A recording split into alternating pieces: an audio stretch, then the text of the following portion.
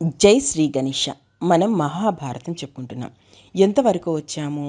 విరాటరాజు కొలువులో చేరాలనుకున్నటువంటి పాండవులు, ద్రౌపది ఒక్కొక్కరుగా వచ్చారు. ఇప్పటి వరకు ఏంటి, పాండవులందరూ వచ్చేసారు కదా. ఇప్పుడు ద్రౌపది వంతు. ఈరోజు మనము విరాటరాజు భార్య అయిన సుదేష్ణ దగ్గర ఈ ద్రౌపది ఏ విధంగా చేరింది, ఆమె ఏ విధంగా విరాటుని రాజ్యంలో ఉంది అన్న సంగతి చూద్దాము.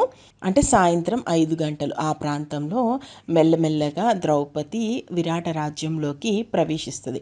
ఆమె ఎలా వస్తుంది అంటే, ఆమె రూపురేఖలు ఏ విధంగా చెప్తారు అంటే, ఇక్కడ ఒక ఆసక్తికరమైనటువంటి విషయం ఏంటంటే, ద్రౌపది జుట్టు వీరబోసుకుంది అరణ్యవాసం అజ్ఞాతవాసంలో అని మనకు సినిమాల్లో చూపించారు, సీరియల్లో చెప్పారు. ఏంటో పెద్దవాళ్ళు చెప్తున్నప్పుడు కూడా ఆమె జుట్టు వీరబోసుకుంది అని చెప్తారు.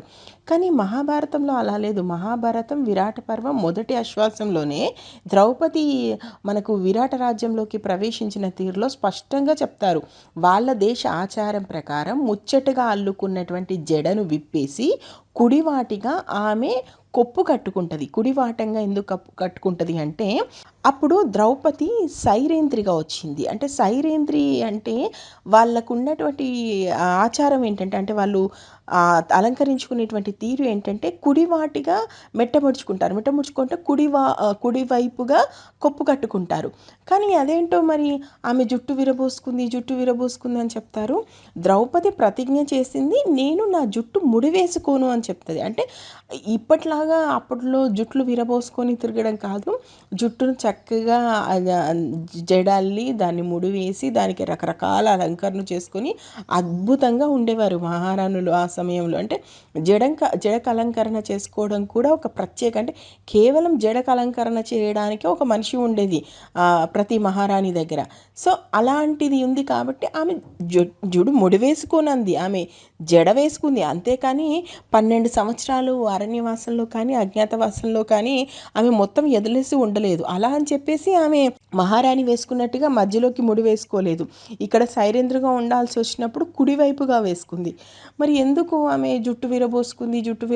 ఎందుకంటే ఒక ప్రతిజ్ఞ చేసినట్టుగా అన్ని సంవత్సరాలు ఆమె అలా ఉండడం అనేది ఒక మాస్ ఎలిమెంట్గా ఉండడానికో, లేదా కమర్షియల్గా బాగా వర్కౌట్ అవుతుందని చెప్పేసి అలా ఉంచుకున్నారేమో. కానీ నిజంగా వ్యాస మహాభారతంలో విరాట పర్వంలో మొదటి ఆశ్వాసంలో విరాట రాజ్యంలోకి ద్రౌపది ప్రవేశించినప్పుడు ఆమె అలంకరణ ఎలా ఉందో ఇప్పుడు నేను చెప్తాను, వినండి.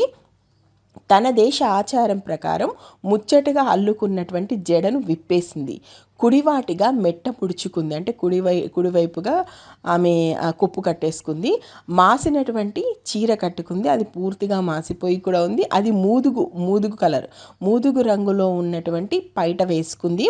పూర్తిగా కూడా ఆమె తలను వంచుతూ ఆమె శరీరానికి సంబంధించినటువంటి ఎలాంటి అలంకరణలు కూడా లేకుండా చూసుకుంది. పెద్దగా ఆమె ఒంటి మీద ఎలాంటి ఆభరణాలు కూడా అవి ఏమీ లేవు. కేవలం ఒక చిన్న మాల ఒకటి వేసుకొని ఉంటుంది. అది కూడా మనము ఈ చెక్కలతో చేసినటువంటి మాల ఉంటుంది కదా, అది ఒకటి చిన్నది వేసుకుంటుంది. నుదుటిన బుట్టు పెట్టుకుంటుంది. ఒక పరిచారిక, సాధారణమైనటువంటి ఒక పరిచారిక అలంకరణలో ఆమె ఉంటుంది. ఆ తర్వాత పూర్తిగా కూడా ఆమె నడిచేటువంటి తీరు కానీ, ఆమె మాట్లాడేటువంటి తీరు కానీ, ఒక పరిచారికలు అయితే ఏ విధంగా తల వంచుకొని ఆ చేతులు దగ్గర పెట్టుకొని ఏ విధంగా మాట్లాడతారో అలా తన హావభావాలను పలికిస్తూ ఆమె ఆ రాజ్యంలోకి వస్తుంది. ఇలా ఉంటుంది మహాభారతంలోకి ద్రౌపది, అంటే మహాభారతంలో విరాటుని రాజ్యంలోకి ద్రౌపది వచ్చేటప్పుడు ఆమె ఎలా ఉంది అని. ఇలా ఆమె నడుచుకుంటూ వస్తుంటే ప్రజలు ఆమెను వింతగా చూస్తుంటారు. ఎందుకంటే ఆమె ఎంత మాసిన చీర కట్టుకున్నా, ఎంత పరిచారికలా ఆమె నడుచుకుంటూ వచ్చేలాగా సాధారణ మనిషిలా కనిపించడానికి ప్రయత్నించినా ఆమె విపరీతంగా అందంగా ఉంటుంది. ఎందుకంటే ద్రౌపది అందం మామూలు అందం, ఆమె ఏమి సాధారణంగా పుట్టింది కాదు, అగ్నిగుండంలోంచి కన్యగా పుట్టినటువంటి ద్రౌపది. ఆమె అందం అలాంటిది, అసలు దేదీప్యమానంగా వెలిగిపోతూ ఉంటుంది.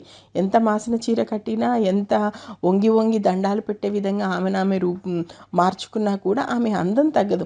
ఆమెను చూసిన వాళ్ళు ప్రజలందరూ కూడా అసలు ఈమె మానవ కాంతనా, లేదా గంధర్వరా, యక్షిణ, లేదా దేవతా స్త్రీ ఏమైనా వచ్చిందా, ఇంత అందంగా ఉండేంటి, మనం ఇంత అందమైనటువంటి స్త్రీని ఎప్పుడు చూడలేదు, అది మన మధ్య ఇలా సాధారణంగా నడుచుకుంటూ పోతుంది, కనీసము పాదాలకు వేసుకోవడానికి ఏమీ లేవు, అలా అంటే పాదాలకు వేసుకోవడానికి ఇప్పుడు మనం చెప్పులు అంటాం కదా, పాదరక్షకులు, అవి కూడా ఏమీ లేవు. అలా నడుచుకుంటూ వెళ్తుంది. అసలు ఎవరీమే అని చెప్పేసి విచిత్రంగా చూస్తూ ఆమె చుట్టూ చేరతారు. చేరి అక్కడ కొంతమంది స్త్రీలు ఆమెను అడుగుతారు, అమ్మ నువ్వు ఎవరు, ఎక్కడి నుంచి వచ్చావు, ఎటు వెళ్తున్నావు అంటే ఆమె ఏమంటదంటే, అమ్మ నేను ఒక సైరేంద్రిని, కడుపు కూటి కోసం పని చేయడానికి ఈ రాజ్యంలోకి వచ్చాను అంటది. ఆ మాట అనగానే అక్కడ ఉన్న స్త్రీలందరూ, ఈమె పని చేయడం ఏంటి, ఇంత సుకుమారంగా ఉంది, ఇంత అందంగా ఉంది అని చెప్పేసి ఆమె చుట్టూ చేరి గుసగుసలు చెప్పుకుంటూ ఉంటారు. ఇదే ఇదే పరిస్థితిలో ఏంటంటే అక్కడ ఆమె విరాటరాజు భార్య అయినటువంటి సుదేష్ణాదేవి అలా ఆమె అంతఃపురంలో తిరుగుతూ తిరుగుతూ ఈ ఈ ముచ్చటను వింటది. ఏంటి ఆ కోలాహలం ఏంటి అని చూసినప్పుడు అక్కడ ఈమె చుట్టూ చేరి చూస్తుంటారు. అంత దూరంలోంచి కూడా ద్రౌపది ఆమెకు కొట్టొచ్చినట్టుగా కనిపిస్తూ ఉంటుంది. ఎవరి ఈమె ఇంత అందంగా ఉంది, ఇక్కడ తిరుగుతుంది అని చెప్పేసి తన పరిచారికల్ని పంపిస్తుంది. తన పరిచారికల్ని పంపించి ద్రౌపది దేవిని తీసుకురమ్మంటది. అప్పుడు ద్రౌపది దేవి అనుకుంటుంది, అమ్మ అనుకున్న పని జరిగింది. అంతఃపురము ముందు అటు ఇటు పరిచారుతుంటే అసలు నేను సుదేష్ణాదేవి కంట పడతానా పడనా అని చెప్పేసి అప్పటికి చాలా భయపడుతూ ఉంటుంది. సుదేష్ణాదేవి కాకుండా తనని ఇంకెవరైనా చూసి మోహిస్తే చాలా పెద్ద ప్రమాదం, కాబట్టి సుదేష్ణాదేవి కంట మాత్రమే నేను పడాలి అని చెప్పేసి ఆమె రాణివాసానికి దగ్గరలో అలా తిరుగుతుంటుంది. ఆ ముందు ఆమె పిలవగానే వెళ్తుంది. వెళ్ళగానే సుదేష్ణాదేవి ఇలా అడుగుతుంది, అమ్మ ఎవరమ్మా నువ్వు, ఎందుకు అక్కడ అలా తిరుగుతున్నావు, అసలు నిన్ను చూడడానికి మానవకాంతలా కూడా లేవు, ఇంత అందంగా ఉన్నావు, అలాంటి నువ్వేంటి అలా ప్రజల మధ్యలో అలా తిరుగుతున్నావు అని చెప్పేసి అడగగానే అప్పుడు ఆమె ఏమంటుంది అంటే, అమ్మ నేను ఒక సైరేంద్రిని, నా పేరు మాలిని, మీ దగ్గర పని చేయడానికి వచ్చాను. ఇంతకుముందు నేను సత్యభామదేవి దగ్గర పనిచేశాను, ఆ తర్వాత ద్రౌపదీ దేవి దగ్గర పనిచేశాను, మీరు అనుమతిస్తే మీ దగ్గర కూడా పనిచేస్తాను అంటది. దానికి ఆమె ఏమంటదంటే, నువ్వు నిజంగానే సైరేంద్రివా, నిన్ను చూస్తే అలా కనిపించటం లేదే, నిన్ను చూస్తుంటే ఒక మహారాణి లక్షణాలు కొట్టొచ్చినట్టుగా కనిపిస్తున్నాయి, ఇంత అందంగా ఉన్నావు, అయినా నీలాంటి వాళ్ళని ఎవరైనా పనికి పెట్టుకుంటారా, నా రాజు కనుక నిన్ను చూస్తే ఇంకేమైనా ఉందా, నిన్ను మోహించడా, చూసి చూసి నా నెత్తిన నేనే చేయి పెట్టుకుంటానా, లేకపోతే నీలాంటి వాళ్ళని ఎవరైనా పరిచారికలుగా పెట్టుకుంటారా, రాజు మనసు మార్చవా నువ్వు అంటదనమాట. ఆ మాటలకి ద్రౌపది ఒక్కసారిగా నొచ్చుకొని ఇలా మాట్లాడుతుంది, అమ్మ నేను ఎవరు అనుకొని నువ్వు మాట్లాడుతున్నావో నాకు తెలియదు, నేను గంధర్వుల భార్యని, నాకు ఒకరు కాదమ్మా, మా ఆచారం ప్రకారం 5గురు భర్తలు ఉన్నారు, వాళ్ళు చాలా బలవంతులు, కాకపోతే కొంతమంది అయిన వాళ్ళే మమ్మల్ని మోసం చేశారు, దానివల్ల మేము కొన్ని రోజుల పాటు ఇలా ఉండాల్సినటువంటి పరిస్థితి వచ్చింది, ఇంకొక సంవత్సరం అయితే మా కష్టాలన్నీ కూడా తొలగిపోతాయి, ఈ సంవత్సరం వరకు నేను మీ దగ్గర పని చేయాలని వచ్చాను,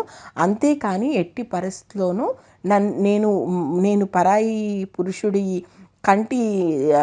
కన్ను కూడా నా మీద పడకుండా చూసుకుంటాను, మీరు నా గురించి సందేహపడాల్సిన అవసరమే లేదు, అమ్మ నా భర్తలు చాలా బలవంతులు, వాళ్ళు ఎప్పుడూ కూడా నన్ను గమనిస్తూనే ఉంటారు, దయచేసి నా గురించి అలా తప్పుగా మాట్లాడకమ్మా, నేను అలాంటి వ్యక్తిని కాను అని చెప్తుంది.